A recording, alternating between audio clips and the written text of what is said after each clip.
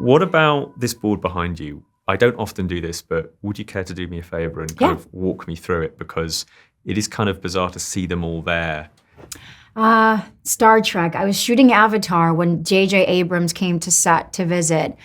And he basically loosely offered me the part right then and there. And I didn't know what he was talking about. My team hadn't informed me that he really wanted me to be Officer Uhura. And I guess all these conversations were happening without me knowing. We are receiving a distress signal from the USS Kobayashi Maru. The ship has lost power and it's stranded. Starfleet Command has ordered us to rescue them. Starfleet Command has ordered us to rescue them, Captain. And I remember that morning, Jim looks at me, he goes, I'm doing something for you and you welcome. And I had no idea what he meant. And then JJ shows up, he gives JJ the whole tour, lets JJ hold his camera. And then JJ's like, why don't you do it? I sure hope you know what you're doing, Captain. So do I. And I remember I was like, well, do what? I have no idea, but I knew who JJ was. I mean, I watched Alias, and I had done a couple of episodes on one of his shows when I was still living in New York. Damien, I don't know what to say. Did you win the lottery or something? This one, I was shooting The Adam Project in the fall of 2020 when I received a call from David O. Russell, who I've known just personally through the years, but I never thought that in a million years someone of his caliber would ever think to, besides being friends, that he would invite me to be a part of his cast. And he did. Of course. Irma St. Clair. Hello, Bert. Hello, Irma. And it was a very small part, but it was working again with Christian, and I had a really good experience working with him. 4 out of the furnace. But please don't do anything. Okay. You already tried. I mean, we all know what this is. This was the beginning of many, many things. But so were all of these here. I remember here I had just finished working for Pirates of the Caribbean, playing Anna Maria. You stole my boat. Actually, borrowed without permission. And I really had a not so good experience because of just the poor management at that time. And Jerry Bruckheimer knows this. We spoke about it. Eventually, I think he read somewhere where I had, expressed my discomfort and my disappointment. And years later, he apologized, which felt really quite honorable, actually, I have to say. The black pearl is yours. But from that experience, I was like, I'm never gonna do this again. I'm just gonna stay in New York and work out of New York, and that's it. And then I sent a tape, and Steven Spielberg saw it and cast me from like various, notes and tapes that he kept asking me to do from New York. And then I met him, and I had worked also with Diego Luna and Tom Hanks, and it was a dream come true. I need this. Where's your green form? I can't do anything without your green entry form. Go to the wall. Next! I was going to say, when was the last time you saw Diego? Diego? I think I saw Diego Marie like 4 years ago in passing. I think he should bring you into Andor, because okay, with Trek and Avatar and Marvel, I think a bit of Star Wars in your life. Yeah, but he's working with Adri Arjona, who I'm a huge fan of, and I love her. Let's take them by surprise. So I think he's covered, but we should definitely play and do something else. Crossroads. I feel like it was my first time working with like a megastar. Hello, can you just watch where you're going? You ran into me, kid. And I had no idea how big this world can be when you're that globally sort of known. And yet she was so grounded, and she didn't really welcome half the things that she was receiving. And she just wanted to sing and read like little books and act and dance.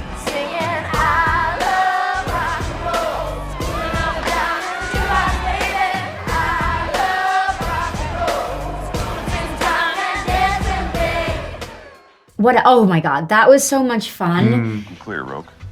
Oh, you better be, because I ain't getting killed by no girl. It's been a long time since anyone called me a girl. But the thing about The Losers, and I have to admit, is that it was more fun what we were doing in Puerto Rico.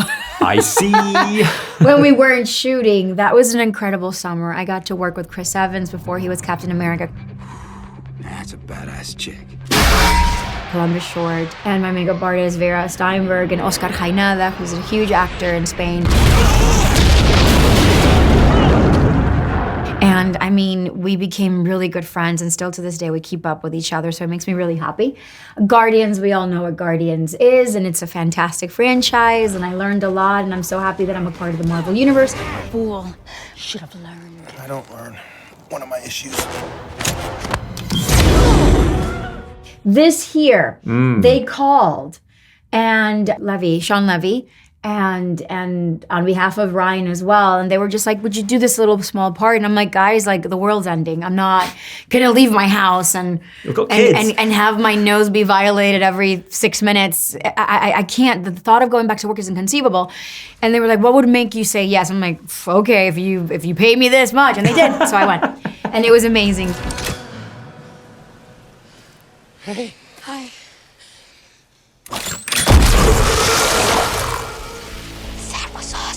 But I love Vancouver. I love being in Vancouver. Oh yeah, you had some beautiful locations there for sure. Right?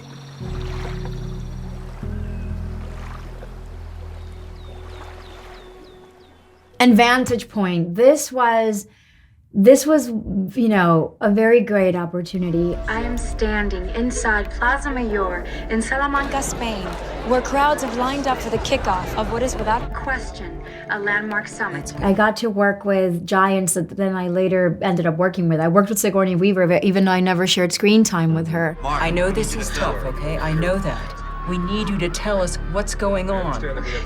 Focus, okay? I worked with the late William Hurt as well. And I worked with Edgar Ramirez, who then I eventually just wrapped a film with.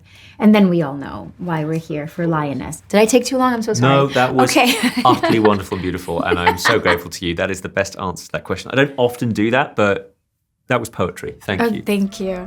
You have no family. You have no friends. You were abused until you gave yourself to me. Now you have a purpose, and it is noble. Anyway, for those of us who aren't au fait with Taylor Sheridan, what does it mean to be part of a project that he's involved with? Because to me, as a film fan alone, Wind River, Sicario, Hell or High Water, the list goes on and on.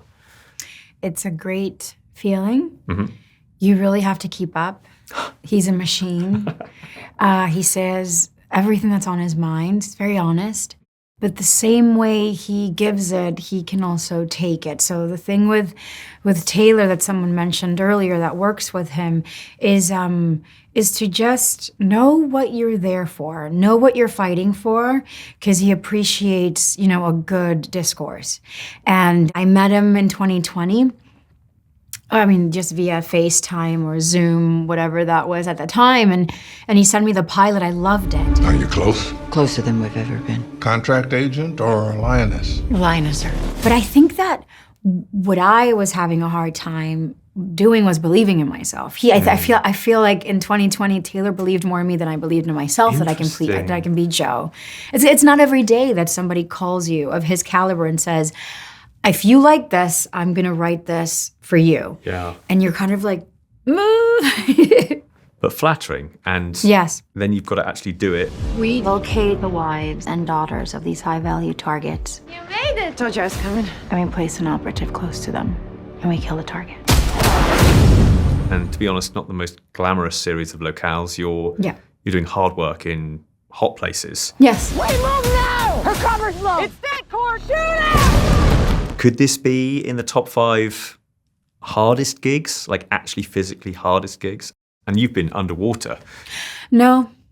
This is peanuts. Shooting in Baltimore was okay. We shot in Mallorca and we shot in Morocco. All of these are places that I was curious about exploring anyway.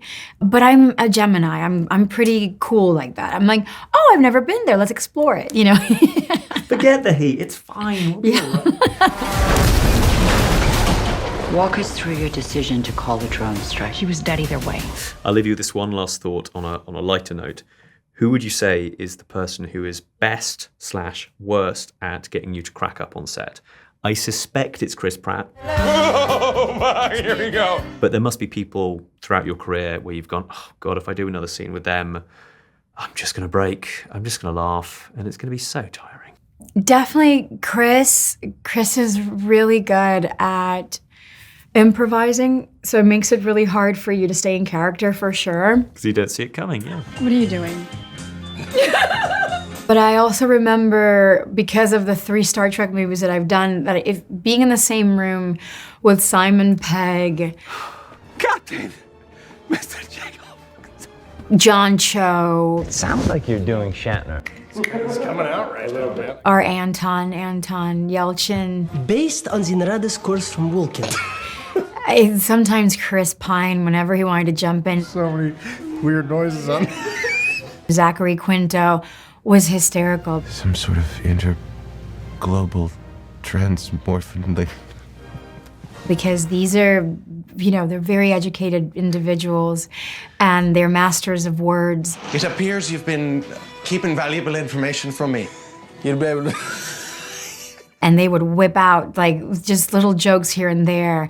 It was that was really hard to stay in character and improvise with them. But I don't improvise. I do in Spanish, but not in English.